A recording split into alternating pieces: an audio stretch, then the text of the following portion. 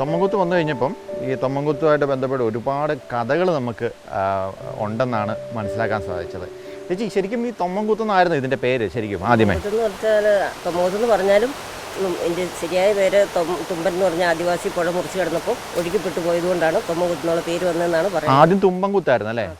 തുമ്പൻ എന്ന് പറഞ്ഞ ആദിവാസി പുഴ മുറിച്ച് കിടന്നപ്പം ഒഴുകിപ്പെട്ടു പോയി. അന്നത്തെ കാലമായതുകൊണ്ട് അത് ഒഴുകിപ്പോയി, ആരും പിടിക്കാനൊന്നും ഇല്ല.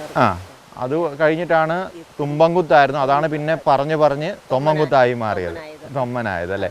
ഇവിടെ വേറെ എന്തൊക്കെയുള്ളത് കാണാൻ അങ്ങോട്ട് പോയി കഴിഞ്ഞാൽ?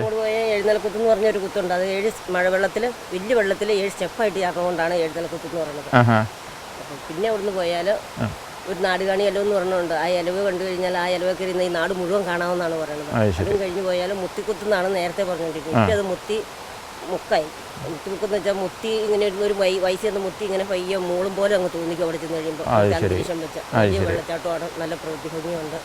പിന്നെ പളങ്ങനകളെന്ന് പറഞ്ഞ ഒരാളുണ്ട്. അതിൽ 100-150 പേർക്ക് കയറി നിൽക്കുകയും ചെയ്യാം, ഇരിക്കുകയും ചെയ്യാം. ഒരു വലിയ പാറയുടെ അടിയിൽ ഇങ്ങനെ എല്ലാവർക്കും കയറി കിടക്കാം, ഇരിക്കാൻ ചെയ്യാൻ പറ്റും അല്ലേ? ഇതൊക്കെ കാണണമെങ്കിൽ ട്രക്കിങ്ങിൽ പോകണം അല്ലേ? ട്രക്കിങ് പോകണം.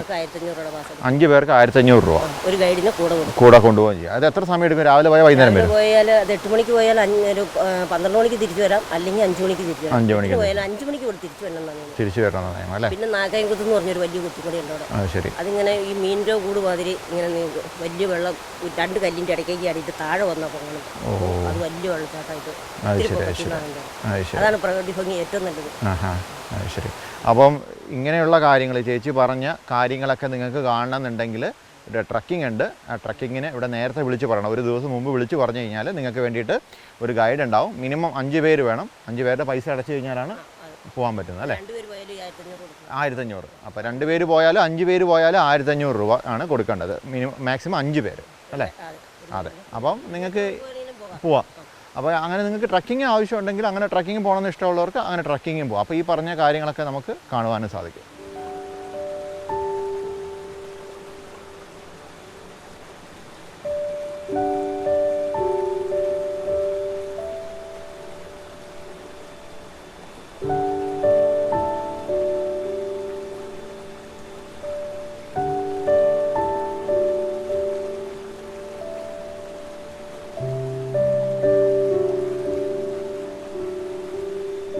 അവിടുന്ന് ടിക്കറ്റ് എടുത്ത് അകത്തോട്ട് കയറി കഴിഞ്ഞാൽ ഇവരെ പോലുള്ള ഗൈഡുമാരുണ്ട് ഇവിടെ. ചേച്ചിമാരാണ് കൂടുതലുള്ളത് അല്ലേ? ചേച്ചിമാർ മാത്രമേ ഉള്ളൂ?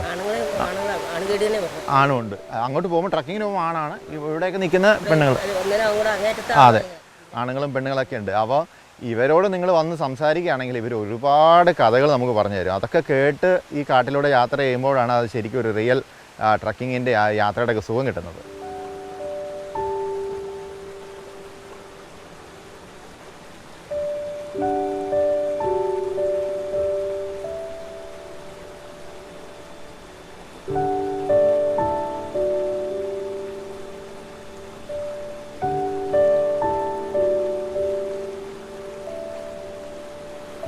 നേരത്തെ ഒരു ഗൈഡ് പറഞ്ഞതുപോലെ തന്നെ ഈ വെള്ളച്ചാട്ടത്തിൻ്റെ പ്രത്യേകതയുണ്ട്. ഇത് നല്ല മഴ പെയ്യുന്ന സമയത്ത്, നല്ല വെള്ളമുള്ള സമയത്ത് 7 കുത്തുകളായിട്ടാണ് ഇത് താഴോട്ട് വീഴുന്നത്.